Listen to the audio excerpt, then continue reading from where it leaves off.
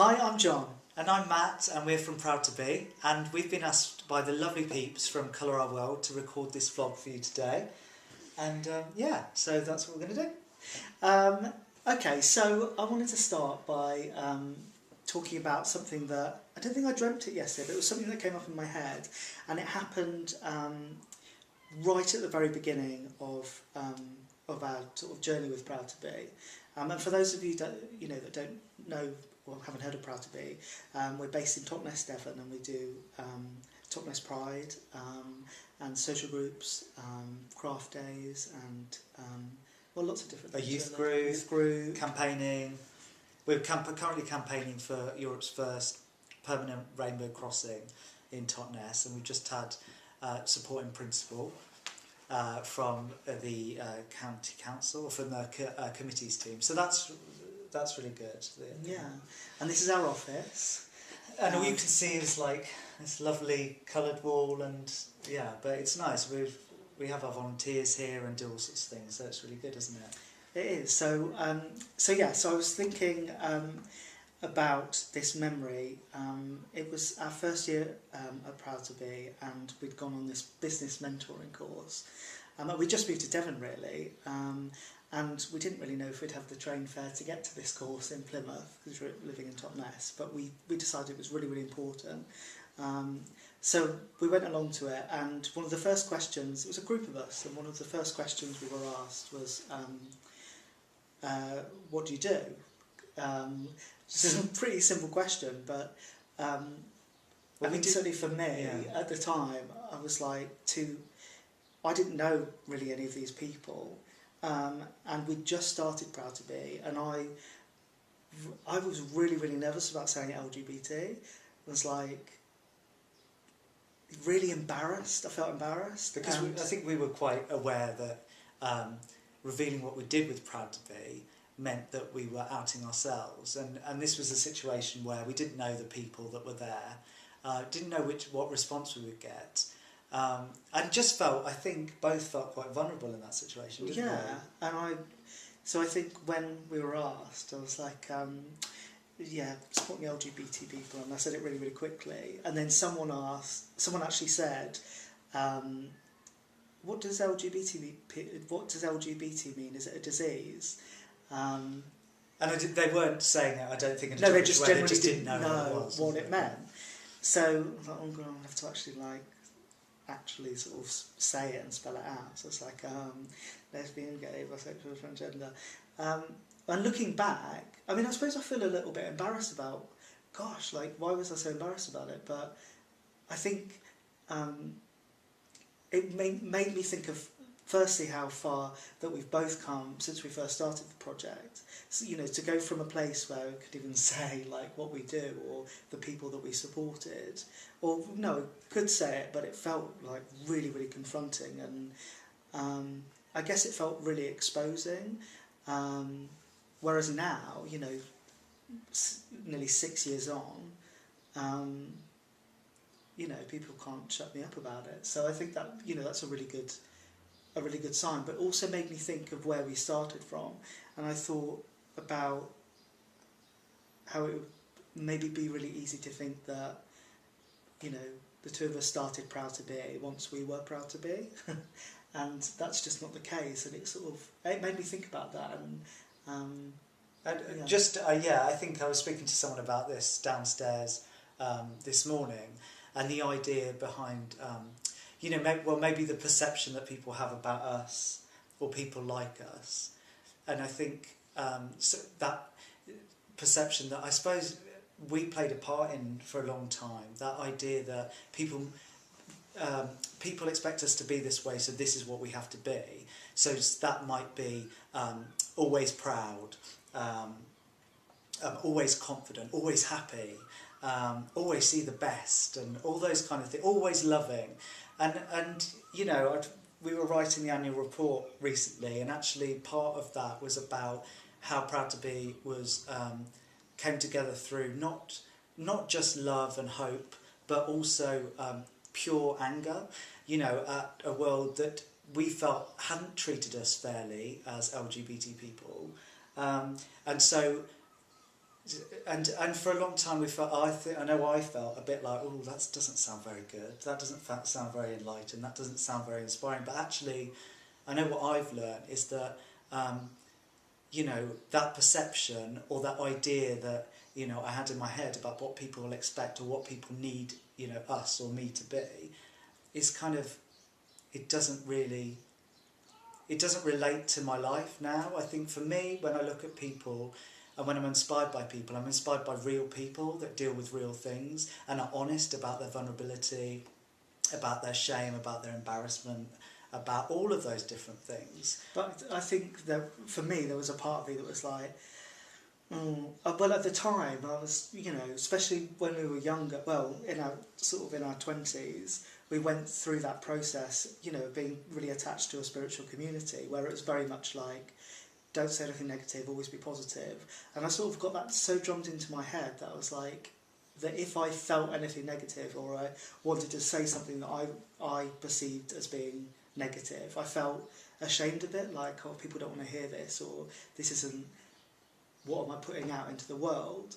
But actually, I feel like that whether you call it, well, I call it positivity psychology, is quite damaging and doesn't honour the tough stuff. I was going to say something different, but the tough stuff that people deal with, you know, whether you're from the LGBT community or not. So it took me a long time to relearn that, and it really, you know, really reminds me, or it really, that our theme this year of Top Nest Pride, which is Paint It Gold, totally for me links into that and really like resonates with me, because we're doing Paint It Gold, which is inspired by kintsugi pottery, which is about when you take a broken cup or a broken plate and glue it back together and then paint the cracks of the break in gold. And when I first did that process, I found it really moving because it reminded me of, it just felt very healing because it wasn't just about sort of gluing those cracks together and doing everything you can to make it look like a whole piece again that's never been broken, but actually highlighting those breaks as a perfect part of, like, a unique, beautiful part of who you are. And that's what this Pride is about, but it also feels so important coming from a place that we came from of like, we're fine, you know, this is from love and this is all positive. I feel like there's a place for that, but also there's a place for like, I feel really angry and I feel like really let down and I feel really ashamed sometimes. And I think there's a power in that of like, you know, this is real life. And I think, you know, that it's really resonated throughout for us, that Paint It Gold idea. And it's not about saying, oh, aren't the bad times great? Just smile and everything's okay, because actually that's not the case. You know, we're not sitting here, you know, trying to deliver that message that just smile when you think of the bad things, you know, because it doesn't really work. It's about working through those things, having a kind of a support network when you do that. And maybe, or maybe not, but for us it was coming to a place of looking back at those things. And, you know, in our TED Talk we talked about the abuse that we experienced and, you know, the bullying and all that kind of stuff. And not just skipping to, oh, everything's fine, that was a perfect part of my experience, but actually working through it. And then once you do that, getting to a point, I know for us we got there of going, wow, okay, well, it was rubbish and nothing's taken away from that. And those things did change us forever. But actually, if they hadn't have happened, look, you know, this wouldn't have happened. And I kind of look, Proud2Be kind of is that message really. If there wasn't the anger and the hurt and the pain and the rejection, Proud2Be wouldn't exist. And I can't think of a world where Proud2Be doesn't exist, for me, just because it's everything, you know, it's my, you know, it's for me, it's my life and I put so much into it and I just think it's such a positive, brilliant, fabulous thing. But it hasn't just come from love. It has come from lots of different aspects of our life and who we are. And then not just us actually, because we started the movement back, you know, nearly 6 years ago, but so many people have joined us, and it's from those people and their anger and their love and their joy and their sadness and their, you know, disgust at a world that isn't fair, has pushed Proud2Be to be what it is, and so we have to honour that. It's only right. And I think one of my initial fears, it was only a little fear because I loved the theme Paint It Gold, but I think one of my initial fears was, I don't want the message to be like, well, you know, all LGBT people are broken. That's, you know, we're a community of broken individuals putting ourselves back together, because actually I don't know how helpful that is, because, you know, it'd be making a huge assumption, and also, it's not, it's a sort of a fine line. So I guess hopefully the way that we put it across and the way that it's meant to be intended is about recognising that everyone, regardless of sexual orientation or gender identity, have the ability to be God, I'm not being very clear about this, but no, you are. I think are able to be broken by life. None of us can escape it. No, none of us, and I think that's what brings us all together in a way. Regardless of, you know, how we identify, how we express ourselves, you know, we all experience pain. You can't escape it. You know, when people die, when you're rejected, a multitude of things that happen through your life, we can all, you know, relate in that way. And I guess it's not about, for me, it's not about pretending those things didn't happen or pretending those things didn't change you forever, but it's more about what you do after those things happen. Like, there's this really nice line in Eat, Pray, Love with I was going to say Julia Walters, but it's Julia Roberts, and it's about her going to visit these ruins when she was travelling, and saying that, I'm going to totally not do this justice, but almost like these are ruins, like what was once like a magical, magnificent building is now in ruins.